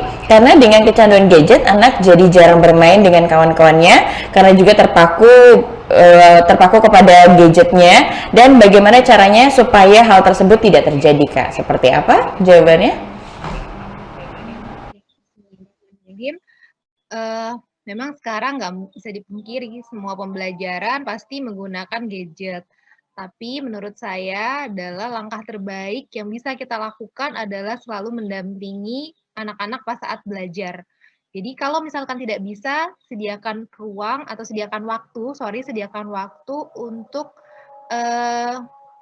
sama-sama berdiskusi. Apa sih tadi yang dipelajari atau apa sih tadi yang dicari di googling tuh apa sih yang dipermainkan gitu, yang mereka main apa gitu. Jadi kadang-kadang mungkin kita kan pasti main gadget terus tuh nggak bisa main sama temen, ya memang kondisinya tidak memungkinkan juga kan anak-anak keluar gitu kan. Jadi yang mereka bisa lakukan adalah bermain atau bersosialisasinya melalui gadget. Cuma ya kita akhirnya harus beradaptasi bukan dengan adanya kondisi pandemi saat ini. Ya kita harus tanya gitu, dengan tanyanya jangan interrogatif ya gitu ya, biasa aja gitu, kayak misalkan tadi searching apa, mainnya main apa gitu. Bahkan saya sama keponakan saya jadi akhirnya tahu gitu loh apa kosakatanya di Free Fire tuh kayak apa gitu. Tapi ya memang akhirnya anak-anak akhirnya belajar juga gitu. Justru mungkin menurut saya kita ambil positifnya, saat ini bisa jadi hal-hal yang biasanya kita pelajari baru di usia-usia SMP, SMA, sekarang udah dipelajari di anak-anak SD. Contohnya misalnya, bagaimana sih kalau mereka misalnya kan nggak jajan nih gitu ya, misalnya, tapi kan mereka suka minta uang aja gitu ya. Nah, kan kita mulai investasi. Misalnya saya itu sekarang mereka sudah bisa tuh belajar investasi yang seperti Kak Alex juga sampaikan gitu. Jadi ada banyak hal yang misalnya kita akhirnya alihkan, kita adaptasi dengan kondisi sekarang gitu. Kalau misalkan mereka sekarang menggunakan GoPay gitu hanya untuk misalkan si Free Fire atau misalkan mereka hanya suka games atau mereka apa, ya kita akhirnya adaptasi apa yang bisa kita lakuin dengan kondisi yang saat ini yang akhirnya membentuk mereka menjadi karakter yang pribadi yang jujur, kemudian menjadi orang yang akhirnya adaptif gitu. Anak-anak yang akan sekarang ini yang di pandemi kita nggak tahu di 10 tahun atau 20 tahun yang akan datang mereka pasti akan berbeda pola pikirnya dengan kita yang sekarang. Kalau kita mungkin sekarang bilang jangan main gadget, tapi padahal 10 atau 20 tahun yang akan datang justru dengan gadget itulah mereka bisa hidup gitu. Jadi ya adaptif itulah akhirnya. Saya nggak bilang akhirnya salah atau benar gitu, tapi menurut saya kata kuncinya adalah adaptif gitu dan keterbukaan gitu. Jadi berpendapat ya dimulai dari keluarga, bagaimana caranya kita bisa menyimak siapapun yang bicara, meskipun itu usianya masih TK gitu. Karena bisa jadi kebenaran itu ada dari yang anak-anak TK yang misalkan belum tentu mereka berpikirnya yang jauh kayak kita gitu, spontan aja gitu. Jadi mungkin menurut saya seperti itu. Semoga bisa menjawab. Mhm. Terima kasih banyak untuk Kak Rinelia tadi pertanyaan dari Kak Efrin dan mudah-mudahan bisa menjawab begitu ya. Di sini ada pertanyaan untuk Ibu Yanti. Pertanyaannya seperti ini dari Kak Indra ya. Yang bertanya, saya percaya hukum sebab akibat itu erat kaitannya dalam membentuk ekosistem sosial media yang positif. Komentar pedas umumnya akan muncul pada konten-konten yang memancing dan begitu pula sebaliknya. Saya yakin untuk membentuk sebuah platform yang positif harus dimulai dari mengatur algoritma sosial media tersebut untuk turut mengendorse konten yang mendidik juga positif. Namun nyatanya algoritma saat ini hanya berkiblat pada jumlah view dan likes tanpa memperpedulikan seberapa positif konten yang diproduksi. Pertanyaannya bagaimana caranya rakyat dapat turut berkontribusi membentuk media digital yang positif selain berkomentar positif secara pribadi. Seperti apa nih kira-kira jawaban dari Ibu Yanti? Terima kasih atas pertanyaannya. Jadi ketika kita ingin berkomentar yang positif agar algoritma kita menyatakan supaya dia hanya yang positif saja itu tidak bisa ya, karena secara keseluruhan sistem tidak bisa menyaring yang mana yang positif dan yang mana yang negatif. Jadi yang menyaring itu justru dari kita sendiri ya. Kita yang akan mematikan konten-konten negatif tersebut. Justru mereka kadang yang konten negatif itu yang akan memancing supaya mereka yang dihujat. Ada juga konten-konten demikian untuk menyaring follower kemudian mereka jualkan seperti itu ada bisnis tersendiri. Jadi untuk menyiasatinya kita jangan terpancing, justru kita kan di situ ada lapor tuh biasanya kan di 3 di atas itu kan ada lapor, kita lapor ketika konten itu tidak bagus, kita lapor ke media kan, misalkan ke FB ataupun ke TikTok atau kemana ya, ada di situ kan dilaporkan itu konten. Kita laporkan saja sehingga dengan sendirinya nanti dia akan tenggelam. Kemudian kita sebagai orang yang sudah tahu jangan diklik love ataupun like-nya. Jadi tidak ada dia mendapatkan naik. Biasanya kan ketika kita klik dia love ataupun konten di komentar itu like ataupun love-nya itu dia dengan sendirinya algoritma itu naik gitu. Jadi jangan diklik. Kalau menurut kita itu adalah negatif. Kalau itu positif, kita ingin meningkatkan, itu yang harus kita up terus sehingga dia akan sendirinya yang akan naik gitu ya. Secara seperti itu sih sistem yang kita pelajari secara ini aja sih. Tidak ada penelitian khusus karena kita hanya melihat. Saya kemarin juga melihat ini kenapa sih tidak ada follower, ternyata dia tidak pernah kan mendapat like. Jadi ketika konten orang negatif ataupun banyak ya yang tidak sesuai dengan keimanan kita atau suku kita atau gimana, ya jangan di like ataupun jangan dikomentar. Jangan juga di komentar kita itu pedas gitu sama mereka, jangan di skip aja dan dilaporkan. Mungkin gitu aja yang bisa saya sampaikan karena itu pengalaman teman-teman sendiri. Dengan sendirinya nanti mereka akan turun gitu. Seperti itu. Terima kasih banyak Ibu Yanti, mudah-mudahan menjawab tadi pertanyaan dari penanya sebelumnya begitu ya. Di sini juga untuk Kak Danis mungkin pertanyaannya seperti ini. Ini contoh kasus apa sih Kak sebenarnya yang mindset konsumtif ketika kita bersosial media itu contohnya seperti apa saja dan kira-kira cara untuk kita tidak konsumtif lagi itu seperti apa?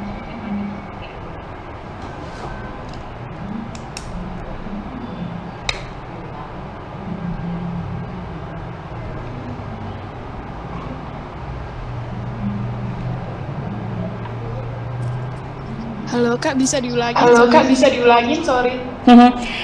Contoh kasus dari mindset konsumtif itu seperti apa dan bagaimana cara menanggulanginya sih Kak? Banyak banget sih ya sebenarnya konsumtif dari diri kita, kan itu kayak cuman mengikuti gaya hidup kita dan untuk kepuasan kita sendiri kan. Nah, kalau misalnya untuk mengatasi sendiri ya sebenarnya dari diri kita sendiri gimana caranya merubah mindset itu.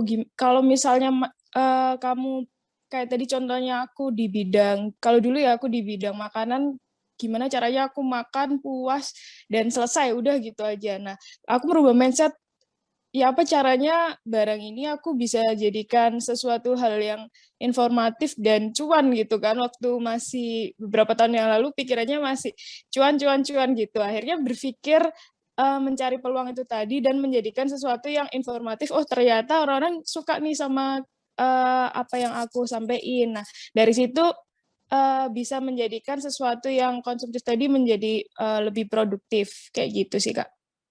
Cuman merubah mindset aja dari awal agar tidak agar tidak selalu menjadikan suatu produk itu menjadi konsumtif. Pokoknya merubah mindset aja dulu untuk memulai. Oke. Baik. Jadi poin utamanya adalah merubah mindset yang kebiasaan buruk mungkin ya. Kita ubah mindsetnya menjadi lebih bagaimana cara lebih produktif begitu ya Kak ya. Terima kasih Kak Danis.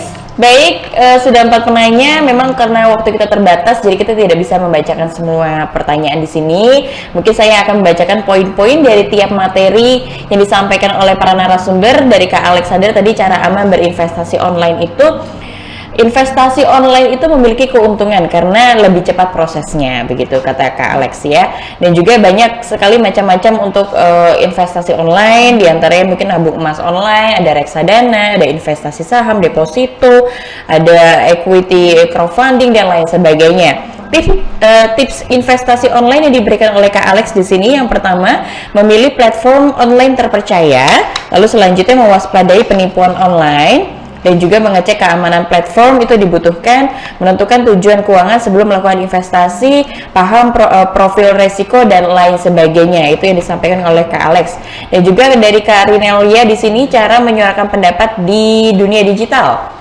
Kak Rinelia tadi mengatakan boleh berpendapat tapi tidak sesuka hati ya. Emosi boleh tapi ingat fakta yang ada. Berpikir kritis itu dibutuhkan, baca ulang sebelum menekan jempol begitu ya, siap menerima konsekuensi. Dan tadi juga Kak Rinelia membahas budaya berpendapat itu berawal dari rumah, sekolah dan juga dunia nyata dan dilanjutkan ke dunia digital. Untuk Kak Dani tadi, peran literasi digital untuk mengubah mindset dari konsumtif berubah menjadi produktif itu mungkin yang pertama adalah berusaha untuk mengubah mindset. Selanjutnya mencari peluang, menentukan tujuan, belajar dan belajar. Lalu ditutup dengan Ibu Yanti tadi pemaparannya terkait bijak di kolom komentar. Yang pertama di sini saring sebelum sharing. Lalu cara menghindari asal komentar di medsos itu, pertama tanamkan sikap saling menghargai. Lalu selanjutnya selalu berpikir positif. Dan selanjutnya juga yang terakhir, ketahuilah tindakan di medsos selalu terekam oleh pemerintah. Mungkin itu yang harus diwaspadai ya, agar kita bisa menjadi seorang yang bijak di media sosial. Luar biasa sekali. Tadi sudah diisi dengan materi, sudah Q&A. Dan mungkin saat ini juga saya juga pengumuman untuk pemenang ya. Pengumuman pemenang di sini seperti yang saya janjikan bahwa akan ada 1 juta untuk 10 orang terpilih. Dan selamat yang pertama di sini kepada Kak Efrinda Mubarak. Selamat Anda memenangkan hadiah dari kami. Dan juga Kak Opan Paturohman, dan juga ada Kak Indra Reskianor, ada Kak Kristi Kairunisa, ada Kak Nur Aliansyah, ada Kak Indah Prihatiningsih, ada juga di sini Kak Serafina Meritrisia, selamat. Dan juga kepada Kak Indah Sari Dewi, selamat juga. Dan kepada Kak Nimrod Hutagalung, selamat. Dan juga yang terakhir di sini ada Kak Hardianti Sulitio. Selamat kepada 10 pemenang yang sudah memberikan pertanyaan yang paling menarik ya. Nanti akan dihubungi lagi oleh tim kami untuk hadiahnya. Baik. Karena kita sudah di penghujung acara, boleh kita abadikan momen ini dengan berfoto bersama. Saya mengajak teman-teman di sini untuk menyalakan kamera videonya. Yuk, saya pantau dari sini ya. Teman-teman, silakan menyalakan kamera video Anda. Kita berfoto bersama di sini. Kita abadikan saja di momen acara webinar ini, walaupun kita bertatap wajah secara virtual. Tapi boleh dong kita silaturahminya dengan berfoto bersama ya. Silakan yang belum menyalakan kamera video, sekali lagi boleh dinyalakan. Baik, sudah oke ya? Boleh menghadap ke kamera dan berikan senyum yang terbaik. 3, 2, dan 1. Oke, sekali lagi ya, kita posenya seperti ini nih. Nah, ini ala-ala Korea begitu ya. Oke, satu lagi posenya seperti ini, boleh dinyalakan lagi kamera videonya. 1, 2, dan 3. Luar biasa sekali, terima kasih. Boleh kita tutup dengan tepuk tangan yang luar biasa untuk para narasumber dan kita semuanya yang begitu partisipatif dalam acara webinar ini. Mudah-mudahan kita berjumpa lagi di webinar selanjutnya dan mudah-mudahan materi yang diberikan bisa bermanfaat untuk kita, menambah wawasan, menambah ilmu kita di bidang literasi digital. Akhir kata, saya tidak jauh pamit undur diri. Selamat sore dan sampai jumpa.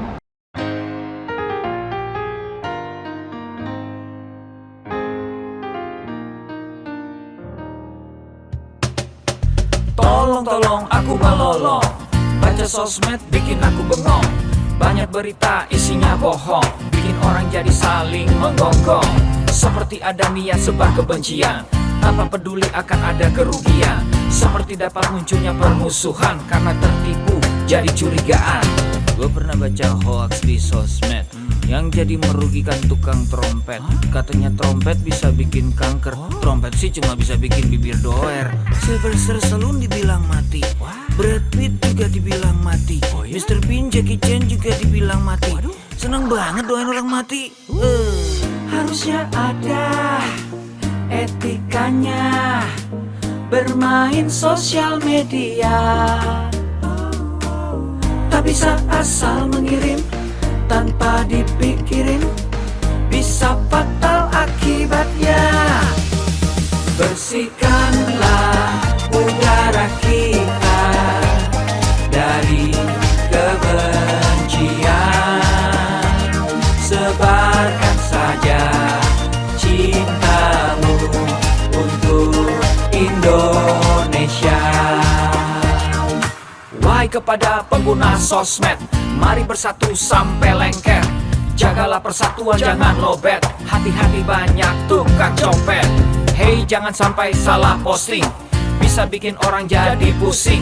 Cek dulu itu penting, jangan jadi cepat terpancing. Gue pernah takut salah minum, karena bahaya buat tulang sumsum. Hampir semua merek disebutkan, gara-gara itu gue kehausan. Gue tertipu isu PKI, katanya jutaan sudah dipersenjatai. Akibatnya gue keluar biaya, bikin persembunyian bawah tanah. Harusnya ada etikanya bermain sosial media. Tak bisa asal mengirim tanpa dipikirin, bisa fatal akibatnya. Bersihkanlah udara kita dari kebencian. Sebarkan saja cintamu untuk Indonesia. Bersihkanlah udara kita dari kebencian. Sebarkan saja cintamu untuk Indonesia. Bersihkanlah udara kita dari kebencian. Sebarkan saja cintamu untuk Indonesia.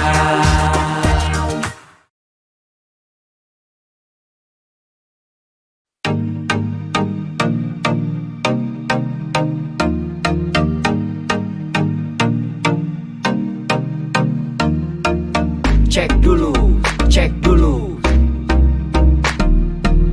Cek dulu, cek dulu.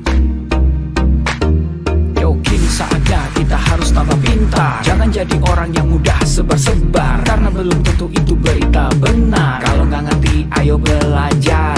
Mulailah curiga jika sudah suruh-suruh. Sebarkanlah, hey, tunggu dulu. Periksalah kalimat, kok banyak tanda seru. Banyak huruf besar, mata gue jadi ngilu. Coba dicari beritanya dulu. Mendingan begitu daripada keliru. Apa untungnya sebar kabar palsu, daripada nanti kamu yang malu. Cek dulu, daripada nanti kamu yang malu. Cek dulu, siapa tahu hoax. Yup. Hello,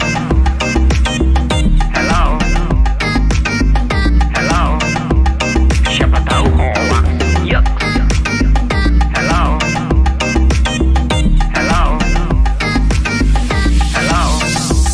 siapa tahu hoax. Hoax itu konten yang negatif, tujuannya itu ya provokatif. Paling cocok buat orang yang sensitif. Kalau ke gue ya gak efektif, tapi semua suka yang positif. Misalnya video yang inspiratif, meme yang lucu, itu juga sih positif, kreatif, dan produktif. Coba dicari beritanya dulu. Mendingan begitu daripada keliru. Apa untungnya sebar kabar palsu, daripada nanti kamu yang malu. Cek dulu, daripada nanti kamu yang malu. Cek dulu, siapa tahu hoax. Yup.